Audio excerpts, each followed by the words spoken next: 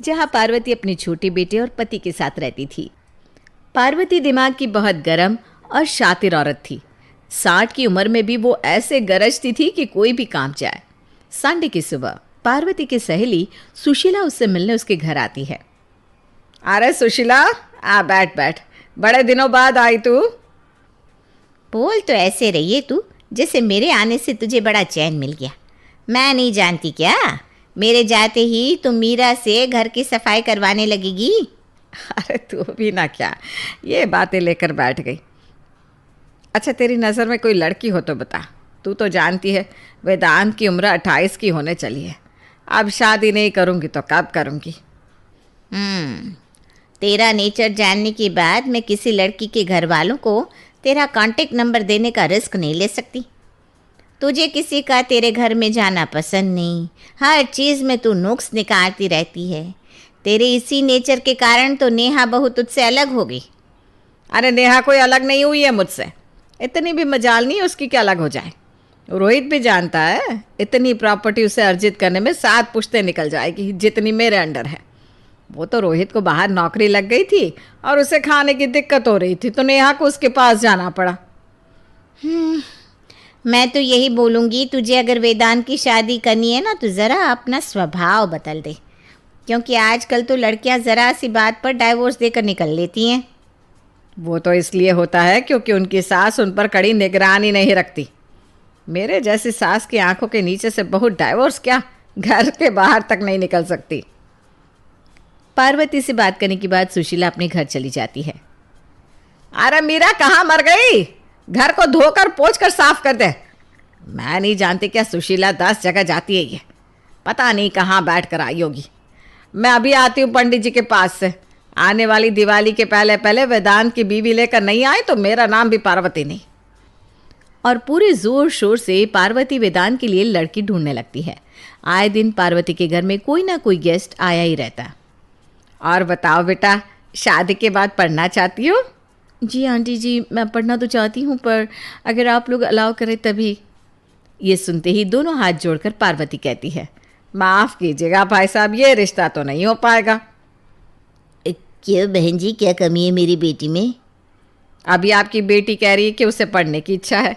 अरे भाई, इतनी इच्छुक है पढ़ने की तो अभी तक पढ़ लिख कर ये बैरिस्टर क्यों नहीं बन गई? मैं नहीं जानती क्या ये बहुओं के चोचले शादी के बाद ही इनको पढ़ाई सूझती है। क्लासेस जाने के बहाने 8-8 घंटे घर से बाहर रहना, ये सब मेरे घर पर तो नहीं चलेगा। और 20 रिश्ते देखने के बाद 21वां रिश्ता भी पार्वती को समझ नहीं आता और वो रिश्ते के लिए ना कर देती है। ऐसे कैसे वेदांत का रिश्ता पक्का होगा पार्वती जी? आप तो हर छोटी बड़ी बात पर लड़कियों को छांट दे रही हैं। ये गीता तो मुझे ठीक लग रही थी, इसे क्यों मना कर दिया आपने? अरे इतने दिन रुके हैं तो कुछ दिन और सही, पर लड़की आएगी तो गाय ही, जो मेरी मर्जी के मुताबिक चले। और इसी तरह लड़की देखने का सिलसिला चलता जाता है। एक रोज़ नीलिमा के परिवार वाले नीलिमा का रिश्ता लेकर पार्वती के घर पहुंचते हैं। अरे भाई साहब, आपको आने में कोई तकलीफ तो नहीं हुई ना? बिल्कुल भी नहीं पार्वती जी, आपके रहते हमें तकलीफ कैसे हो सकती है? पूरे बाजार में ऐसा कोई भी नहीं है जो आपका घर ना जानता हो, सिर्फ बोलने की देरी थी। एक मिठाई वाला तो मैं दरवाजे तक छोड़ कर गया। वो तो है ही, हमारे घर पर जो लड़की आ गई उसके तो प्यारे न्यारे हैं। तस्वीर तो देखी थी मैंने नीलिमा की, लड़की तो बड़ी प्यारी लगी थी मुझे। नाम भी पुराने ज़माने का है, यानी संस्कारी भी है। अब आप बताइए शादी में कितना लगा सकते हैं आप, क्योंकि ये हमारे घर की आखिरी शादी होगी। इसके बाद तो सीधा इनके बच्चों की शादी होगी, तो ये शादी तो धूमधाम से करेंगे हम तो क्या ही लगा पाएंगे, हमारे पास तो सिर्फ और सिर्फ कन्या कलश है। अब आया ना ऊंट पहाड़ के नीचे, ऐसी ही लड़की चाहिए थी मुझे, जिसका मायका पक्ष कमज़ोर हो कि चाह कर भी मेरे सर पर नाच ना सके। कोई बात नहीं संतोष जी, आप तो हमारे समाज वाले हैं, अगर हम एक दूसरे की मदद नहीं करेंगे तो कौन करेगा। मुझे ये रिश्ता मंजूर है। और 7 दिन के अंदर ही 7 फेरे लेकर नीलिमा अपने ससुराल आ जाती है।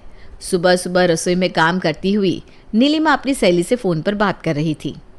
हाँ शीना, बहुत ही अच्छा घर मिला है मुझे, तेरा कहना बिल्कुल सही निकला। इतने पैसे वाले लोग हैं कि क्या ही बताओ। हॉल में बैठी हुई पार्वती की एक आंख सामने चल रही टीवी पर थी तो दूसरी रसोई में काम कर रही अपनी बहू पर। ज़रा टीवी की आवाज़ धीमी करके सुनो तो, ये बहू सवेरे सवेरे किससे क्या बात कर रही है। और रसोई के बाहर कान लगाकर पार्वती अपनी बहू और उसकी सहेली की बातचीत सुनने लगती है। अच्छा शीना, मैं फ़ोन रखती हूँ, लगता है मम्मी जी इधर आ रही हैं। ऐसी क्या बात हो रही थी दोनों सहेलियों में कि मेरे आते ही फ़ोन रख दिया? हाँ, ऐसी सहेलियों से शादी के होते ही दूरियां बना लेनी चाहिए बहू। यही तो वो लोग होते हैं जो अपने बनकर तुमसे तुम्हारे ससुराल की बातें पूछेंगे और बाद में उसे ही तुम्हारे खिलाफ इस्तेमाल करेंगे। नहीं मम्मी जी, आप गलत समझ रही हैं। शीना मेरी बचपन की सहेली है, वो ऐसा बिल्कुल भी नहीं करेगी। शीना हो या पसीना, ज़रा कम बात किया करो। इसी तरह दिन बीतते जाते हैं। सुबह के 5 बजे उठते ही पार्वती सीधा जाकर घर के हॉल में बैठ जाती और घर में हो रही हर चीज़ पर अपनी नज़र रखती। अरे बहू, अभी तक कमरे से बाहर नहीं आई? इतना वक्त लगता है क्या नहाने में? यहाँ कब से वेदांत खाने के टेबल पर बैठा चाय का इंतज़ार कर रहा है। अरे भाई, अभी तो गई है वो नहाने, थोड़ी देर रुक जाओ, नहाकर आ जाएगी। बाथरूम से कहीं उठ तो जाएगी नहीं। जितनी ढील देनी है ना मैं दे रही हूँ, इससे ज़्यादा पतंग को छूट दी तो उसे हवा में लहराने में वक्त नहीं लगेगा। सास की आवाज़ सुनती ही सर पर शैम्पू लगे ही नीलिमा बाथरूम से बाहर आ जाती है। मैं आपको पहले चाय दे देती हूँ, उसके बाद शैम्पू कर लूँगी। नीलिमा फ़ौरन किचन में जाकर अपने पति को चाय देती है, उसके बाद नहाकर बाहर आती है। धीरे धीरे दिन बीतते जाते हैं। एक दोपहर, आज तो बदन बहुत टूट रहा है, जाकर एक झपकी ले लेती हूँ। पर ये मम्मी जी भी ना हॉल में ही बैठी रहती है, जैसे ही रूम में जाऊँगी मुझे टोक देंगी। फ़ोन पर बात करने का बहाना करते हुए रूम में चली जाती हूँ और अपना फ़ोन कान में लगाए नीलिमा बात करने का नाटक करती हुई अपने रूम में जाने लगती है। किससे बात कर रही है बहू? समधन जी है क्या? ला ज़रा मैं अभी बात कर लूँ। अब नहीं मम्मी जी, कोई रॉन्ग नंबर था। अपनी सास के डर से नीलिमा को वापस से किचन में ही जाना पड़ता है। मम्मी जी तो हॉल से हटने वाली है नहीं। अब से एक पिलो लाकर रख लूँगी रसोई में, जैसे ही उनकी आंख लगेगी मैं भी यहाँ सो जाऊँगी। 3 महीने तक तो सब कुछ नीलिमा बर्दाश्त कर लेती है, पर धीरे धीरे उसकी भी सब्र का बांध टूटने लगा था। छत पर कपड़े सुखाने के बहाने नीलिमा ऊपर जाती और अपनी माँ को फ़ोन लगाती। पिछले जन्म में ना ज़रूर मेरी सास छिपकली रही होगी मम्मी। दिन भर कभी इस दीवार पर कभी उस दीवार पर चिपकी रहती है। अपने 2 बित्ते के घर को 100 गज का समझकर बीच में विराजमान हो जाती है, जैसे कि हॉल में सभा बैठा लेगी। भगवान जाने इस उम्र में इनके शरीर में इतनी ताकत कैसे है। डंडे की तरह इनकी पीठ सीधी खड़ी ही रहती है, ज़रा अभी कमर सीधी करने उठती नहीं। सुबह 5 बजे जो सोफे पर विराजमान होती है, सीधा रात को 12 बजे सोफ़ा छोड़ती है। प्राइवेसी का तो सत्यानाश करके रख दिया है इन्होंने। मैं कब क्या कर रही हूँ क्या नहीं, कमरे से कब निकल रही हूँ, छत पर कितनी बार जा रही हूँ, हर चीज़ पर इनकी नज़र रहती है। इसलिए आपसे बात भी नहीं कर पाती। जैसे ही मन की 2 बात करने जाती हूँ, मम्मी जी कान लगाकर दरवाजे पर खड़ी हो जाती हैं। तो तू कमरे का दरवाज़ा क्यों नहीं बंद कर लेती? बाप रे, ये क्या कह दिया मम्मी आपने? कमरे का दरवाज़ा बंद करूँगी ना तो बाहर मेरी सास युद्ध का आगाज़ नहीं कर देगी। वेदांत जी फैमिली बिजनेस में है और मैं भी नहीं आई हूँ, तो अभी कुछ ज़्यादा कह भी नहीं सकती। तू अपनी जिठानी से बात करके देख, वो ज़रूर कुछ बता पाएगी। और अपनी सास की इस डिक्टेटरशिप से छुटकारा पाने के लिए नीलिमा छुपकर अपनी जेठानी नेहा को फ़ोन लगाती है और उसे अपनी सारी प्रॉब्लम बताती है। हे भगवान, फंसाई दिया ना मम्मी जी ने तुझे। मुझे लगा था कि शायद अब वो बदल गई होगी, पर अब भी वो वैसी की वैसी है। क्या बताऊँ नीलिमा, मेरे साथ भी उनका यही रवैया था। दिन भर हॉल में बैठी रहती और ये देखती रहती कौन क्या कर रहा है। ये सब ना उनका एक तरीका है अपनी बहू को कंट्रोल में रखने का। मैं तो कहती हूँ तू भी सहना बंद कर दे और अपनी मर्जी की करने लग। इतनी भी नई नहीं रही तू अब। ठीक कहा भाभी आपने। क्या फ़ायदा इतने पैसों का जब अपनी मर्जी से इंसान एक कपड़ा ना ले सके, किसी से मिल ना सके। इससे तो अच्छा मैं किसी गरीब लड़की के घर ही चली जाती। अब अगर शादी पत्थर से हो गई है तो उसे तराश कर हीरा बनाने की जिम्मेदारी तेरी है, वरना मेरी तरह शिफ्ट हो जा।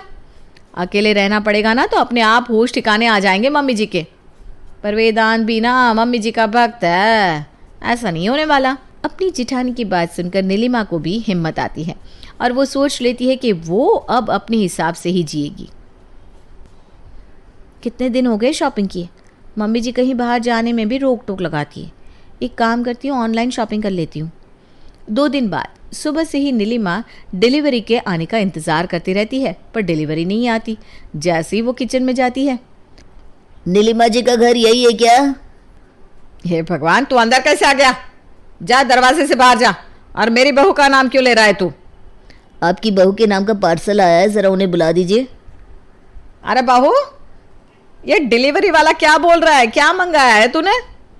इतनी देर से मैं दरवाजे पर बैठी हुई थी, तब ये डिलीवरी वाला नहीं आया। जैसे ही मैं किचन में गई, आकर धमक पड़ा। अब क्या कहूँ मम्मी जी को? अब वो मम्मी जी, मैंने ना 1-2 कुर्ती मंगाई थी अपने लिए। ए लड़के, ये सामान वापस होता है ना? चल वापस ले जा। क्या ज़रूरत है बेकार में खर्च करने की बहू?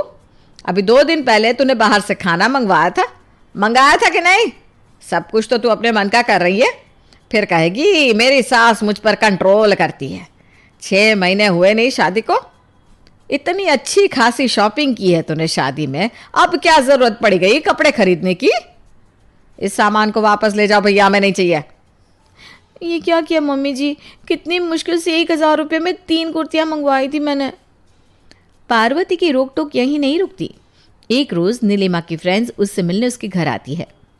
क्या यार, शादी क्या हो गई? तूने तो हमारा फ़ोन तक उठाना बंद कर दिया। हाँ यार, अरे ये क्या हालत बना रखी है तूने अपनी।